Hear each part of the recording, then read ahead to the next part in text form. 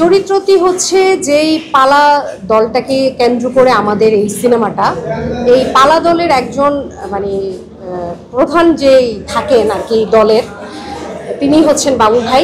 ভোলা চরিত্র, এই ভোলা চরিত্রের বউ চরিত্রে আমি অভিনয় করেছি।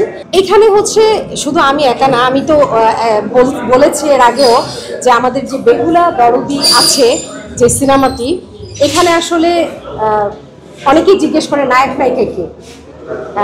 ইতিমধ্যে আপনারা শুনেছেন যে আসলে শুধু নায়ক নায়িকা নির্ভর কিন্তু সিনেমা হয় এরকম না, গল্পও কিন্তু অনেক সময় নায়ক নায়িকা হয়ে যায়। আমাদের সিনেমাটা এরকমই, আমাদের বেহুলা দরদি সিনেমাটার গল্পটাই হচ্ছে নায়ক নায়িকা। এখানে বেশ কয়েকটা ফ্যামিলি আমরা দেখানোর চেষ্টা করেছি, যেমন ধরেন যে 4-5টা পরিবার এখানে আছে এবং 4-5টা পরিবারই আলাদা আলাদা করে একদম প্রধান চরিত্র বলতে পারি। হ্যাঁ, তো সেই জায়গা থেকে আমাদের প্রত্যেকটা চরিত্র এখানে মানে নায়ক নায়িকা।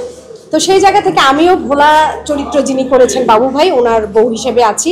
তো আমাদের যে পরিবারটা একদমই সহজ সরল একটা পরিবার। আমার ভাই প্রাণদা, তো ছোটবেলা থেকে বিয়ের পর থেকে প্রাণদায়কেই ছোটবেলা থেকে নিয়ে এসে মানুষ করেছি, তাকে নিয়ে আমাদের সব কিছু। আর ভোলা মিয়া যিনি, উনি তো সবসময় পালাপালা করেই বেরিয়েছেন, দেখা গেছে যে ওইভাবে আমাদের আসলে সংসারের যে ব্যাপারগুলি থাকে ওগুলি হয়ে ওঠে না।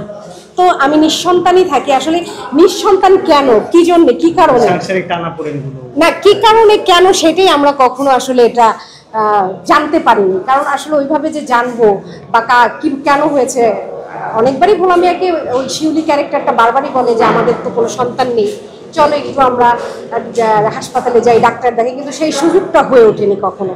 তো এই কারণে আমি নিঃসন্তানই থাকি, মানে ওই শিউলি চরিত্রটি নিঃসন্তান থাকেন।